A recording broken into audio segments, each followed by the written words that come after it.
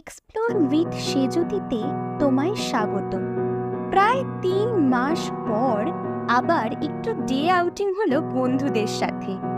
সেদিন তালিকায় ছিল দক্ষিণ কলকাতার লেক কালীবাড়ি, রবীন্দ্র সরোবর লেক ও লেক মল।